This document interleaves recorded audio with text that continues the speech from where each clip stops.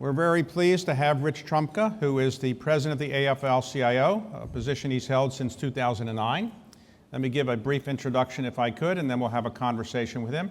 Rich is a native of Pennsylvania, southwest Pennsylvania, and he was a football star in high school, and then had he not got injured, he might have played at Penn State, but he did go to Penn State undergraduate and graduated in 1971. And then went to Villanova Law School, graduated in 1974. He then came to Washington to work as a lawyer for United Mine Workers, and then moved back to Pennsylvania to become a coal miner. And he did that for a while, and then ultimately was elected to the executive board of the United Mine Workers, District 4. And then in 1982, he became the president of United Mine Workers, a position he held until 1995, when he became the secretary-treasurer of the Afl-Cio, and did that to 2009, and then 2009 he was elected president of the Afl-Cio. So thank you very much, Rich, for coming. Thanks for having me, David. So in the last midterm elections, the Democrats won control of the House, and all of a sudden, many of the things that you and other members of the Afl-Cio wanted presumably would be supported by the Democrats, but have you gotten what you thought you would get out of the House so far? Have they done many of the things that you wanted to have done? Well, they've done a great deal. When we had the shutdown, they stood on the side of workers to make sure that we weren't used as pawns. And then they're standing with us now on trade to make sure that we get the new trade bill right rather than fast. It's important to get it right. They've done that. They've stopped a lot of the attacks on us, and they're actually passed or introduced a new piece of labor legislation that would make collective bargaining a lot easier to obtain for workers. Okay, so let's talk about the trade bill, or the USMCA, so-called, replaces NAFTA.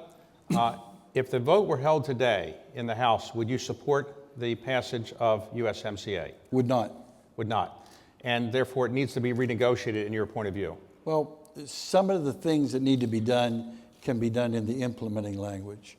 Some of the things have to be done by Mexico themselves. And let me broaden out so that the audience understands.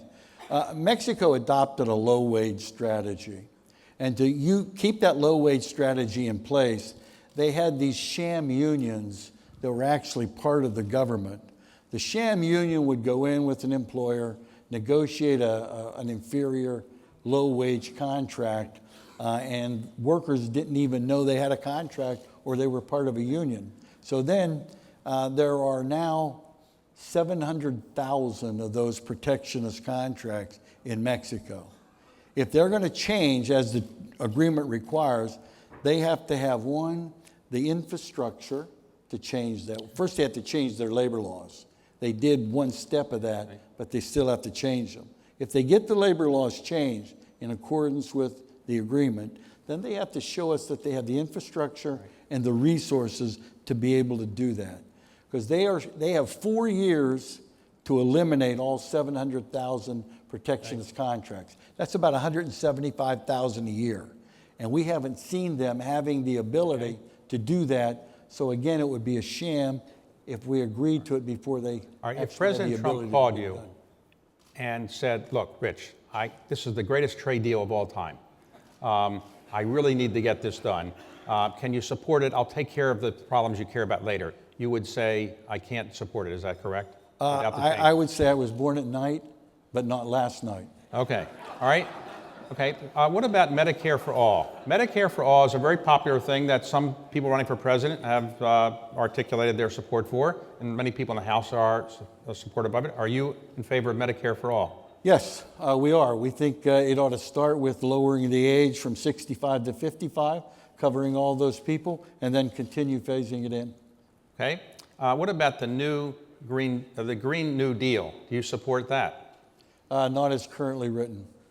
Oh, really? So you would support something like that, but why do you not support it? Is it too expensive, or you think it's not realistic? We weren't part of the process, and so the workers' interest really wasn't completely figured into it.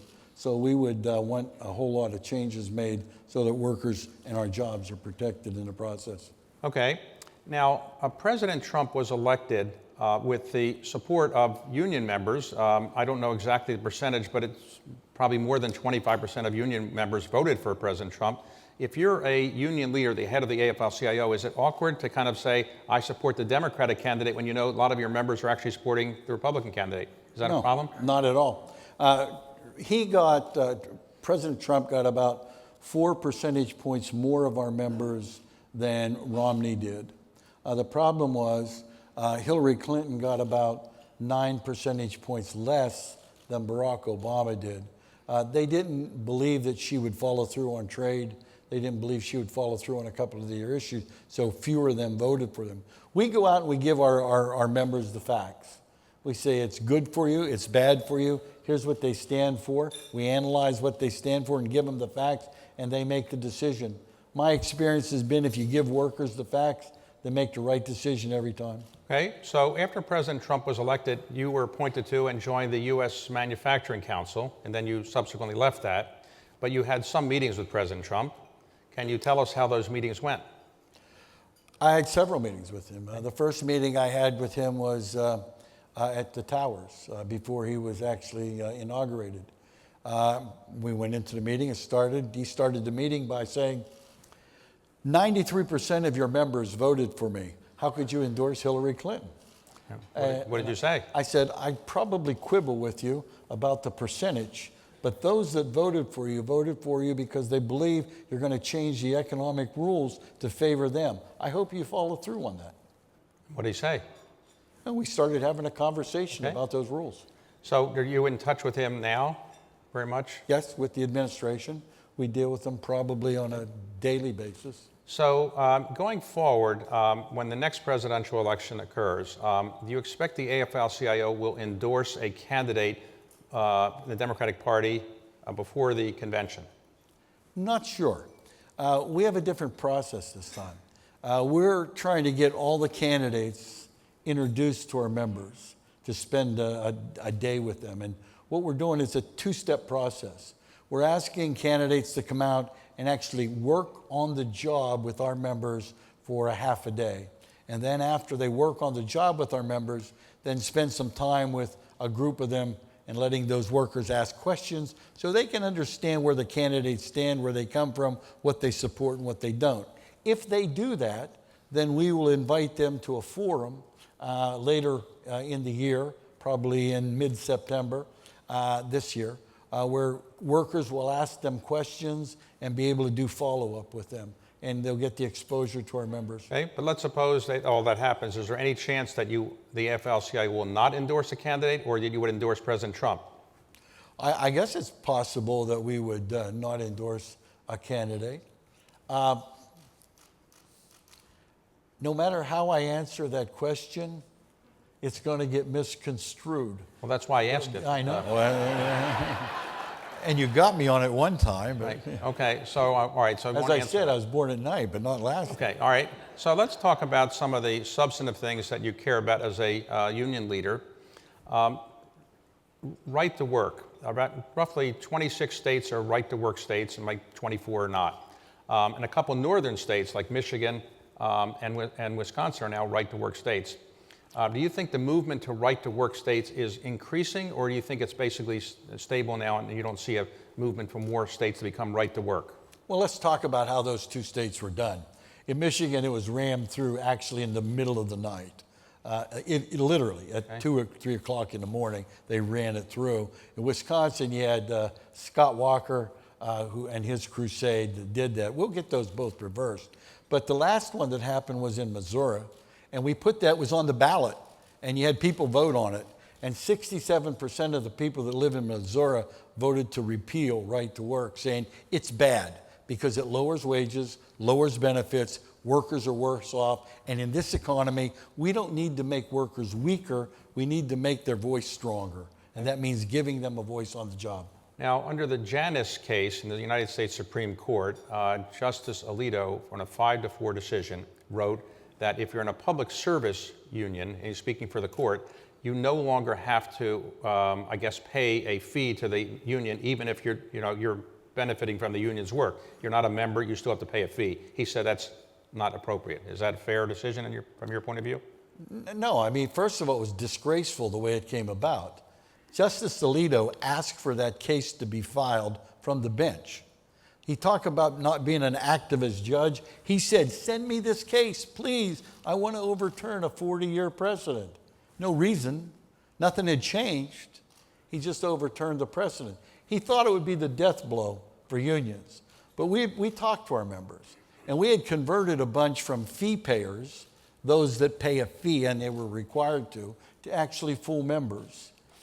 So when he made the decision and the federal sector became right to work, they thought we would lose membership. We actually didn't. We actually grew in membership because we had talked and continue to talk with our members. They understand the power of it. They understand that that decision was intended to weaken them and their voice on the job, and they said no to it.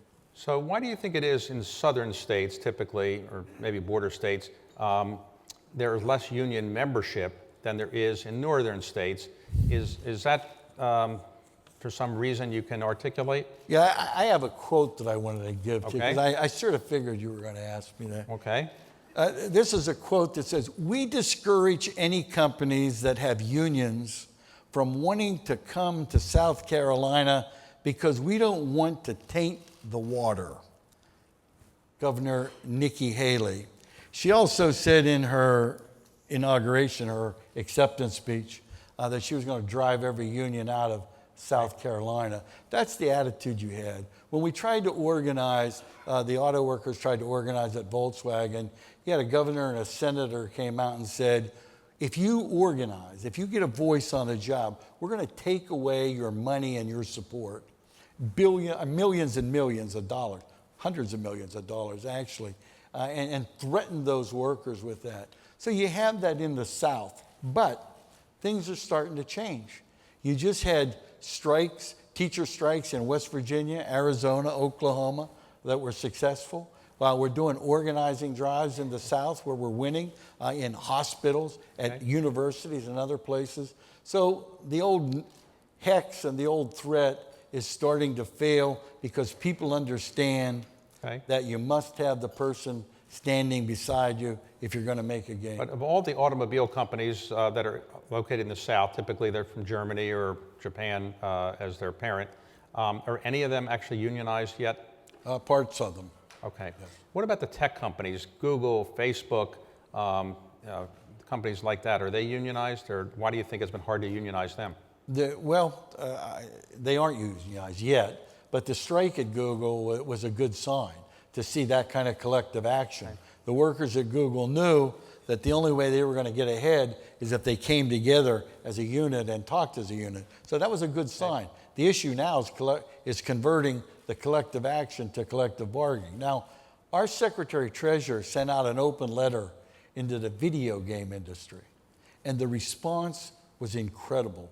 The people in the video game industry want a union, they want a voice, they want to be able to bargain collectively for a fair share of what they produce. Okay. Now, when President Obama was elected, many unions were then supporting something called it was a card notification, card check, and that didn't get very far. Is that something you still want or not? This would enable you to organize more easily. Is that right? Oh, more fairly, without the threats. If you had to go through what a union or a person does, a worker does to get a union, if you had to do that to vote, I'd trust there'd be about 5 votes out of this entire room because it's so difficult. They take you into a room with your supervisor and they bang you away. I'll tell you about how bad it is, how your union will drive everything away. And it's the greatest myth in the world because they act like the union is this third entity. And the union is nothing but the people in that entity. They come together, they get a stronger voice, they bargain collectively, and they get better benefits. That's proven because union workers, on average, make $150, $175 more a week than their non-union counterparts. So if you organize, and let's suppose I'm working at a company and you're trying to organize it, the benefits that I would get are the ones you just articulated. How much does it cost? I have to pay what percentage of my salary in union dues? Is it a certain percentage you typically get? No, it varies. I mean, you pay generally a flat fee in dues, and it varies with unions. But I can tell you that the amount that you get greatly, greatly outweighs it. The investment is infinitely more.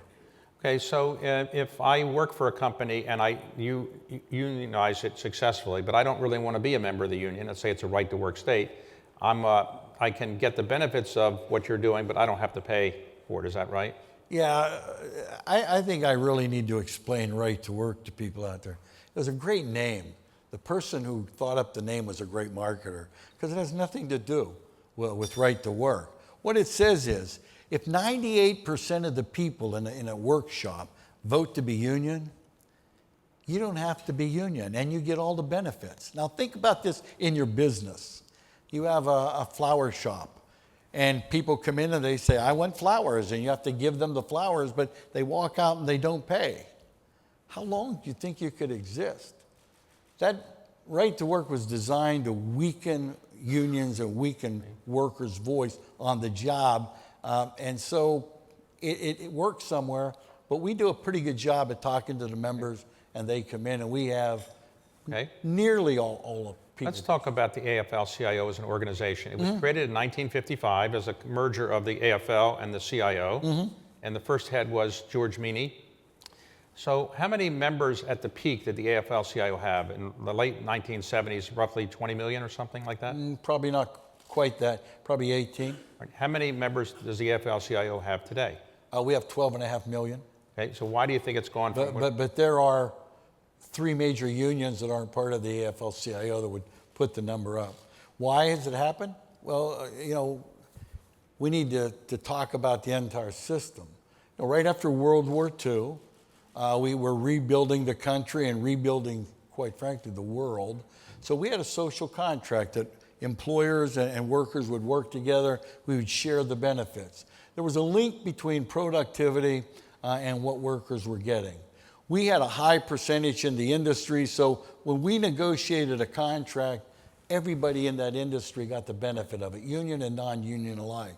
And that went through until Ronald Reagan decided he would break the air traffic controllers, and that said to corporate America, it's okay to bust unions. So they started creating a war at that time. And then, prior to that time, we had 2 economic systems out there. You had communism and you had capitalism, and they were competing for the world, and both had their best faces on. So capitalism was like, look how we work. We share everything with workers. It works great. And then the wall fell, and there was no more communism. So capitalism went for the final victory. They decided to try to eliminate unions. They elected people like Scott Walker, who did nothing but everything he could to stop people from having a voice on the job. And that had a dramatic effect on us. The rules of the economy were changed. And I really, at some point, I hope you give me the chance to put a frame of where workers are today and the threat that it is to democracy itself. Well, let's talk about that. Of the 12.7 million members you have, and there are 3 big unions that are not part of you: SEIU, the Teamsters, The carpenters. and the Carpenters. There are 3 big unions. And So, NEA that never was. okay, NEA. All right. So today, if I work, a union worker typically makes how much more than a non-union worker in the same kind of industry? Is it About 175 a week.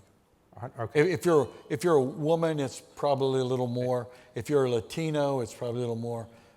They do better than their non-union All right. counterparts. The AFL-CIO, of your 12.7 million members, how many are men and how many are women? It's about evenly split, about 50-50. And if you add people of color, it would be more women and people of color than men. And if you just take, how many are white? Of the 12.7, how many are white? How many are people of color of that 12.7 million? Probably 60-40 people of color. Now, anybody who's a member of the AFL-CIO unions, do any of them make minimum wage? They're all above minimum wage. Yes, they're all above minimum. And you support the increase in minimum wage. We do. To what level? $15 would be a good start, and then index it with inflation so that it continues to grow. And is there any chance Congress would do that, you think? Or I think there's a real chance. Okay. Because it's happening in different states right now. And that's generally what happens. Several states do it, and then finally the federal government says, oh, maybe we ought to look at this, and then they do something. So Amazon recently increased its minimum wage, I think, to $15, more or less. And But they are not unionized, I think, largely. No, they're not. So is there an effort to unionize them, or you're trying to? Yes. And which union would actually do it, or is it different unions can organize? And that might be a group of unions. They're so big, it'd be a group of unions. And remember, Amazon, their profits doubled last year, and they paid 0 in taxes. 60 of the 500 Fortune 500 companies paid 0 in taxes last year. So they can afford more than that, and they actually afford to pay their fair share in society as well. And now, when President Trump ran for election, the highest percentage that he got in any state was West Virginia, because he said he was going to bring coal mining back. How has that effort worked so far? It hasn't worked so well so far. I mean, it was a lot of hype, but look, coal is being hurt for a couple of reasons. One is competition with natural gas. Abundant natural gas right now is beating it in the marketplace. And then you have the fact that it is a fuel that is perceived as being a dirty fuel. We have the technology to burn it cleanly, and I would anticipate sometime in the future, you will see coal being burned cleanly, but until then, it'll continue to go down. So would you anticipate that if he ran for re-election, President Trump would still win West Virginia handily, or it's not as clear? He may win West Virginia, but it won't be by the same margins. I think working people, by and large, are starting to walk away because he talked about doing things. He talked about resurrecting manufacturing. We haven't seen that. He talked about infrastructure. We haven't seen that. He talked about changing trade. We're in the process, and the jury's still out. We haven't seen a bill or a trade agreement yet that is actually good for workers and can be enforced by workers.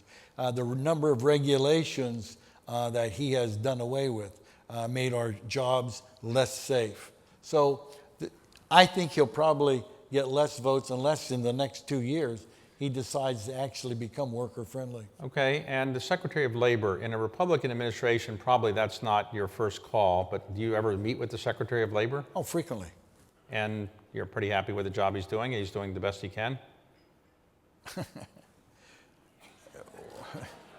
The best he can, under the circumstances. Oh, whatever you want to say.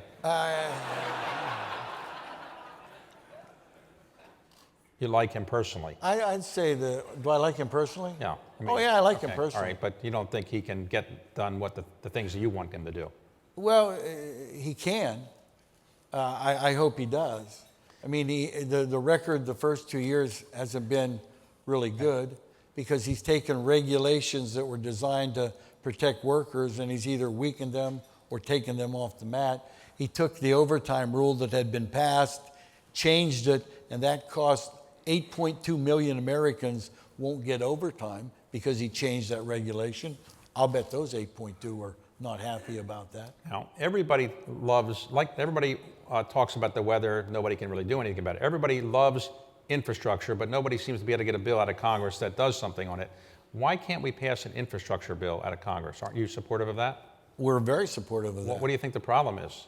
The Republican Party won't pay the money. They won't figure out a way to pay for it. They're afraid to raise even the gasoline tax. The gasoline tax hasn't been raised for a long time. It needs to be raised, and other thing, funds need to be dedicated to it. Look, we need about $4.5 trillion to make our infrastructure the world's best. We used to be in the top 5.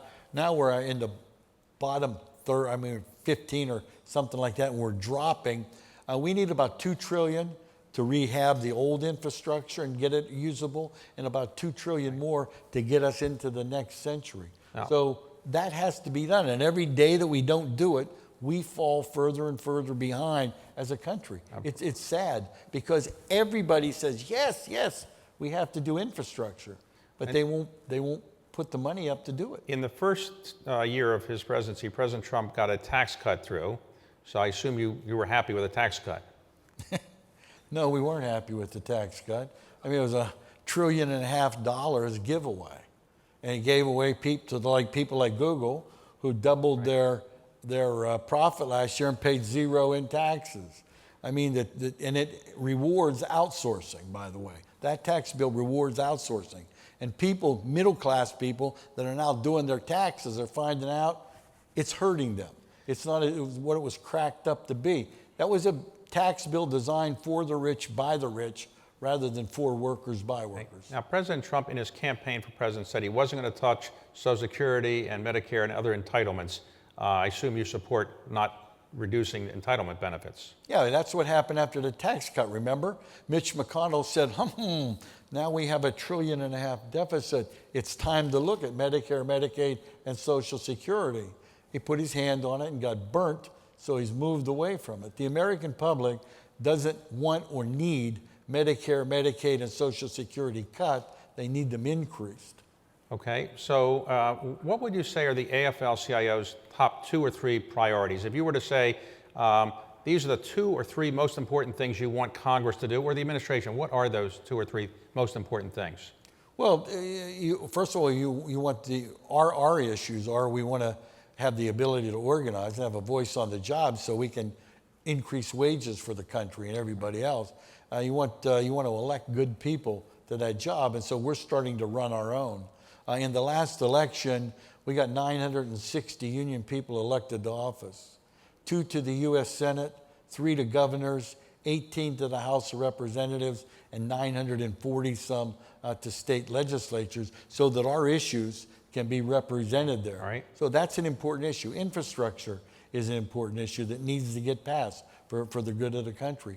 Changing the labor laws so that people can have the ability to negotiate and get a fair share. Look, there's something wrong with an economy when at the peak of the economic cycle, workers aren't even getting the productivity gains that they made.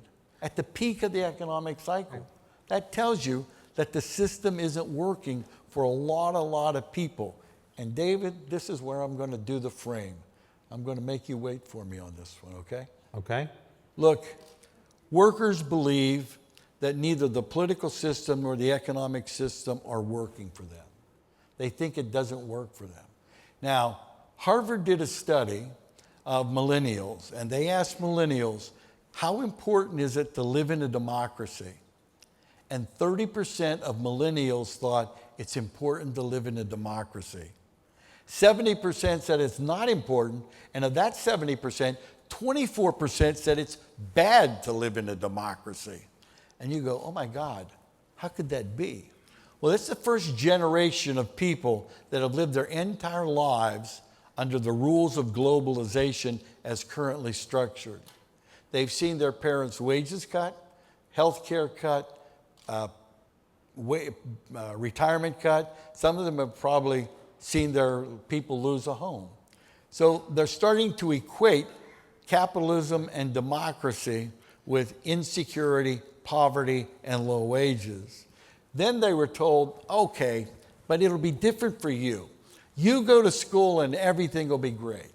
So they go to college, they come out with a mountain of debt, they can't find a job, or they find a job and they have 3 or 4 or 5 employers in a week, and it doesn't work for them. Look, the rules of this economy are designed for the people at the top to do exceptionally well. The people in the middle, not so much, and the people at the bottom, not so much. What is happening right now is really a threat to the system of capitalism and democracy. Unless the rules get changed and we can bring everybody along, we are in jeopardy of imploding. Now listen, I ask this question all the time. What happens when an economic system cannot or will not provide a rising standard of living for the vast majority of its people? History tells us that system gets changed one way or the other. The election of Donald Trump is the first sign of that happening. He said, I'm going to change the rules. And people believed him. Now, he changed the rules, not necessarily the way they thought they would, but he changed those rules. They're looking for those rules to get changed.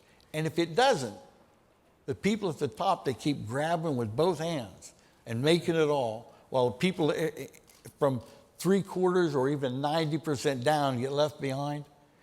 62% of Americans haven't had a raise in over a year. 62%. I'm telling you, it's something that we have to consider and we have to change. But we've had 110 consecutive months of job creation, and the unemployment rate's now 3.8%. Why aren't you happy about that? Well, two reasons. One, the actual rate is probably higher because it doesn't have people that have dropped out. We count it differently now because we use the military. So the actual rate is a little bit higher. But even that should be rising wages. But you're not seeing it. Inequality in this country is growing. It's striating the country dramatically, and we are not changing it. The answer to this is to give more people a voice on the job so that they can negotiate with their employer and get a fair share of what they produce so that their wages increase. If their wages increase, they become buyers. They buy things, they create demand. That demand creates jobs, and the spiral is upwards as it was after World War II forward until the change came. So suppose that Congress passed an infrastructure bill, and we're going to put money in for build new bridges and toll roads, but they said Davis-Bacon is not applicable. Now, in other words, Davis-Bacon, you're in favor of Davis-Bacon, right? Sure. Right. Let me explain to them. First of all, Davis was a Republican, Bacon was a Republican, and it was signed by a Republican president, Herbert Hoover. And what Davis-Bacon says is the federal government should not come into a community and use its buying power to drive down wages. They should pay the wage that prevails in that economy. It's not the same because it could be lower in the South and higher in the North. That has been good for the country for years because it drives things upwards and prevents us from using our tax dollars to drive my wages down. But if Congress passed the bill and said no Davis-Bacon, you would not support that, I assume? We would not. Okay. It would drive wages down. It would be counterintuitive and bad economically. And the other thing we would ask in that infrastructure bill is, if they really want to spur the economy, buy products that are made in the United States. Build a bridge with American steel. Build a bridge, other things with American-made products so that you spiral upward rather than use our money to stimulate somebody else's economy. Well, speaking of that, the president and his administration are negotiating a deal with China on trade. Is there anything in there that you particularly insist that should be in there to make it acceptable to you? Well, they're in the process of doing that. They haven't completed it yet. Right. Currency manipulation is one way. Second way is something we have to do to be able to enforce the thing. Because no matter what they agree to, it's unenforceable. It's like the Mexican trade agreement, well, the new NAFTA. It has no way to enforce it. And so it's a failing bill. It looks good, but it doesn't mean anything because you can't enforce it. Let's talk about your own background. You grew up in Southwest Pennsylvania, and your father and grandfather worked in the coal mines? Both grandfathers. Both grandfathers. So when you were growing up, you thought you were... 6 of my uncles and 10 of my cousins. Okay, so you have a coal mining family. Yes. So when you were growing up, did they say, we don't want you to work in the coal mines because it's not that healthy or safe, or they said, this is what you should do? They hammered me every day to get an education, and they would say, the coal company can take anything away from you, but what they can't take away from you is an education. And then when I couldn't play football anymore. You were a high school football player. I was. And you were a fullback or a... I played Monster Man. It was a hero. Monster Man, that's what I played too. I was the Monster Man. So I heard that about I was a big Monster Man. It was Pee Wee. I peaked at 7. But so I do that with my grandkids now. So when you were doing this, Joe Paterno said maybe you could play at Penn State. I talked to Paterno. I talked to coaches. Yeah. Okay. But I got hurt anyways, and. But you went to Penn State anyway. Yeah. But let me come back to the thing about you asked me the question about my dad. Okay. So I went to the mine and got a job, and it was a bright sunny day in July. And my dad was sitting on the porch, and I came running up all excited. Dad, I got a job. He said, that's great, son. Where'd you get a job at? And I said, I got a job at the mine. And he got this faraway look. Some people call it the 1,000-yard stare. And he said the following words to me. He said, the day you drop one drop of sweat or lose one drop of blood in that mine, it'll crawl in your soul and you'll never be able to get rid of it. And I thought that was a crock, quite frankly. But there was something to that. Once you get in a coal mine with people and you face elements together, you really do get tight. You get close together. And work But was together. he saying, don't do it because once you get there, you can't get out of it? Or Exactly. okay, but you said, I got a job, and so I'm going to do it. I did. And when you're a coal miner, so you were a coal miner when you were in high school or in college? College and law Right, so in school college. and thereafter.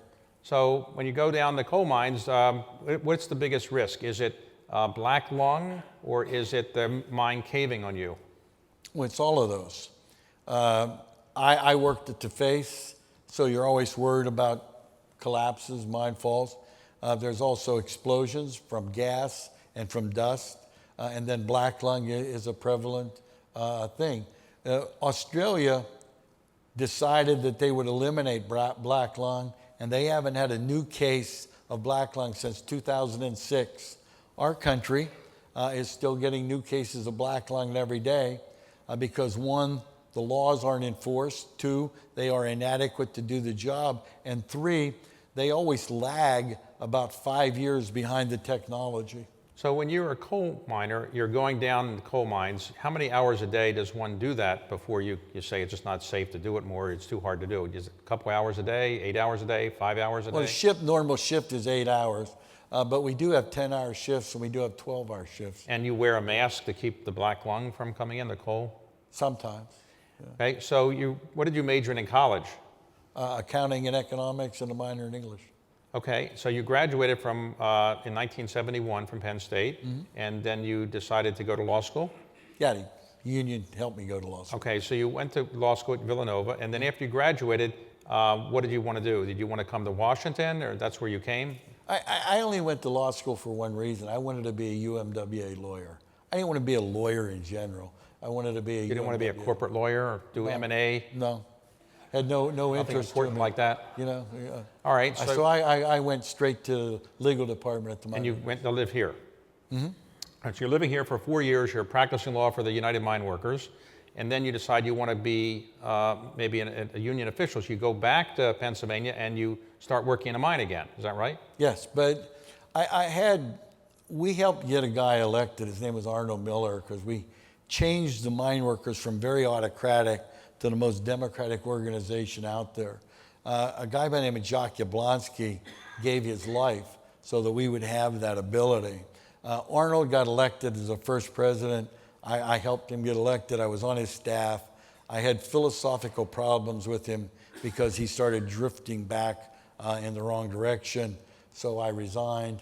I went back in the mines with the intention at that point of running for office in the mine workers. But, okay, so you went back to the mines, but didn't people tell you, no, going back in the mines is not that safe, and you don't have to, you're a lawyer. Did you ever think twice about going back into the mines? No, I never did. Because I told you I didn't want to be a lawyer. I wanted to be a UMWA lawyer. And so I had a great practice. I did federal cases for the mine workers, appeals cases, everything. I had a great practice and was doing fun. And I decided when I had to go back, I had to go back to the mine. You didn't want to practice law in Washington, D.C. and be a good lawyer here? No. All right, so you go back to the mines, and then you get elected as a union official, is that right? And then from just a couple years after that, you get elected to be the head of the Entitled Mine Workers, right? Right. And was that a contested election, or was it? Yes, very contested. Okay, and so you did that for a number of years, and then you became, in 1995, the Secretary-Treasurer. What does a Secretary-Treasurer of the Afl-Cio do? It's like a COO, Okay, and then, CFO. all right, and then you became, in 2009, the head of the Afl-Cio. All right, so is your job as the head of the Afl-Cio to get people more unionized, or to be the representative of the, for the country of the union workers? What is your main job as the head of the Afl-Cio? Representing workers from all the different sectors that we have affiliates. We have 55 affiliates, 55 different unions in different sectors. So my job is to be their spokesman, to watch out for them, try to create a climate where working people can actually get a fair shake.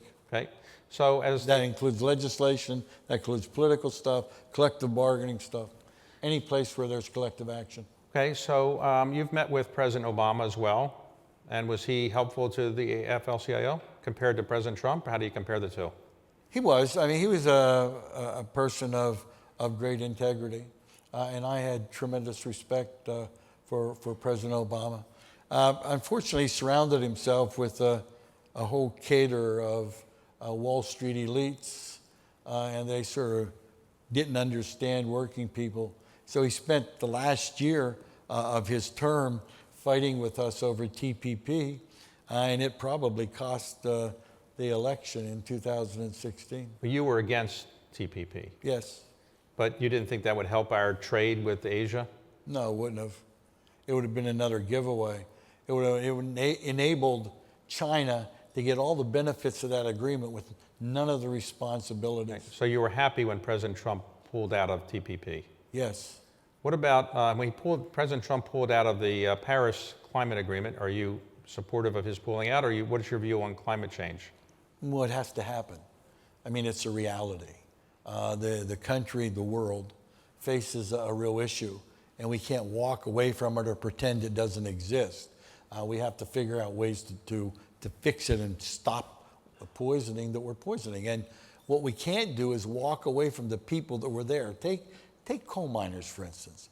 For years and years and years, coal miners fueled this country and fueled the world. And every one of you got the benefit of what they did.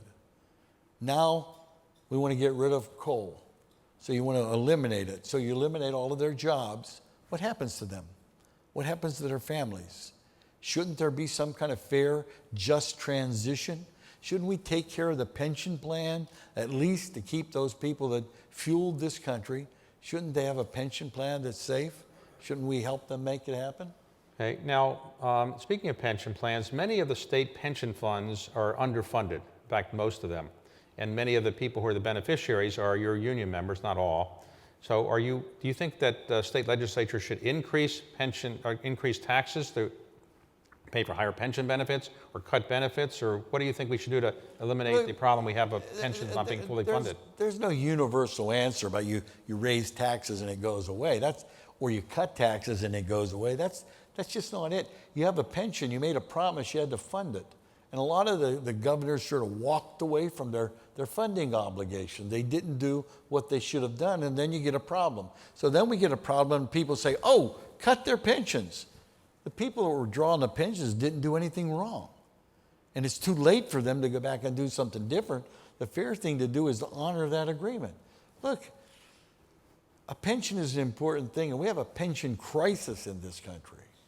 Most people aren't making enough money to be able to save anything, and they don't have a pension plan. So whenever they get older, it's going to happen. They're going to need help somewhere. Right. So it's either pay me now a little bit or pay me a lot later. So we need to address the pension crisis in this country, and we need to do it quickly. Now, when I was in the government, roughly at the end of the 1970s, roughly 25% of working people were unionized. I think that percentage is now 12 or 13% or something like that. Yes. Why do you think it's gone down from 25 or so to 12 or 13%?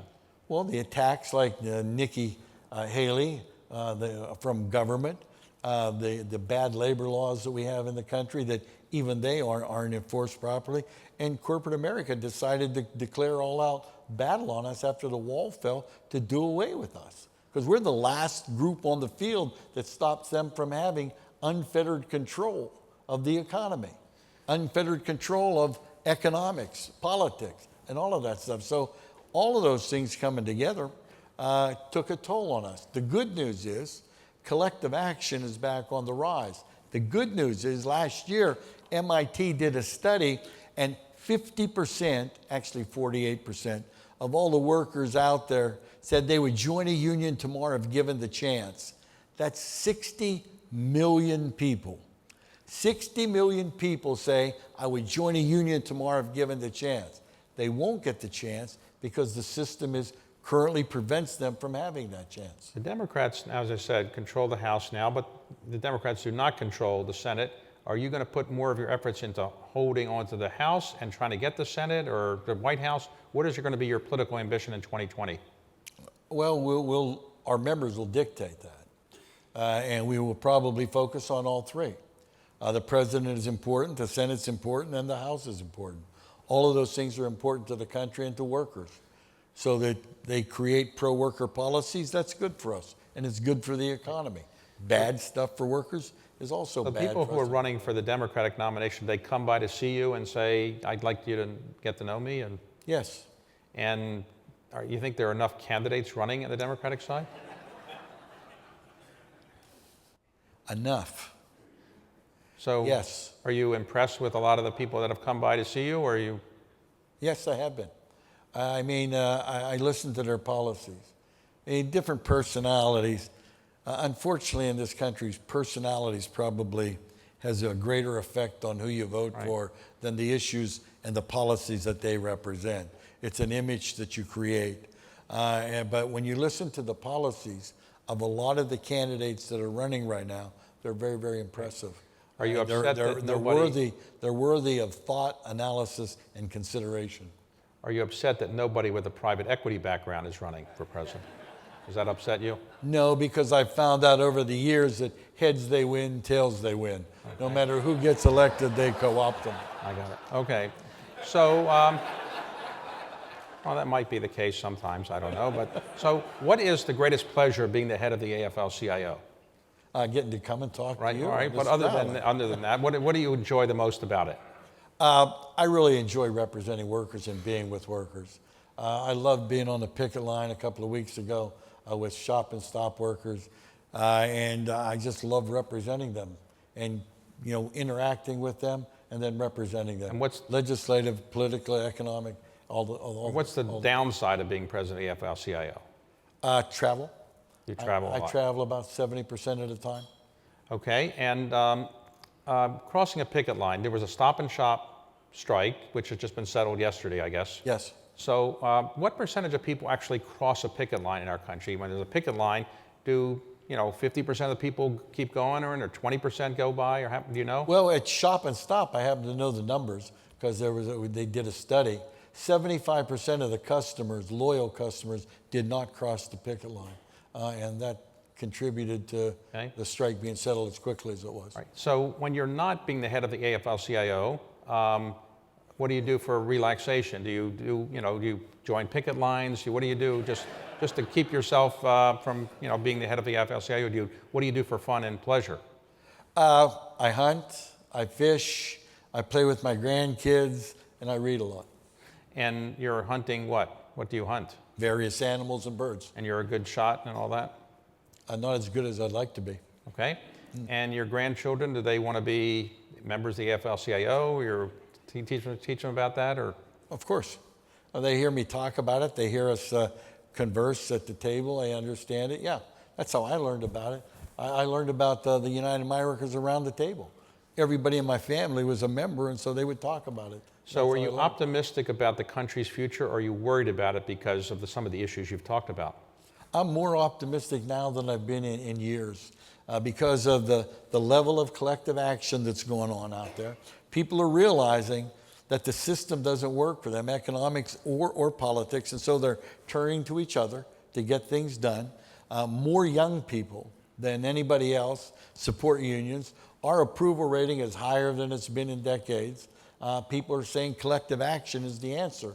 And economists are saying collective action is important to raise wages so that they can become consumers and create demand, and that demand will create jobs, and those jobs will lift everybody up. So I'm optimistic right now. Young people are more receptive to unionism than we've seen in a long time. So you've been the head of the Afl-Cio since 2009. Right.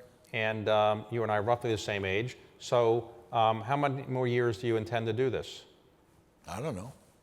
Whenever the membership tells me to leave, or whenever I think it's time. Look, it's a high energy job. It requires a lot of energy, and it requires a lot of travel, and it requires a lot of reading because I cover all the industries, so I have to have a smattering of knowledge about all of it. And that's tough. I know. I love what I'm doing, and we'll see. Okay, so when you do retire, when it might be 10 years from now, you would not join a private equity firm? It won't be 10 years from now. Won't be 10 years, No. all right. But you would never join a private equity firm or something important like that? You know, if I did, I'd be afraid to shave in the morning. Okay, well, I want to thank you for a very interesting conversation, all right? Thank you. Thanks. Good to see you. Thank you.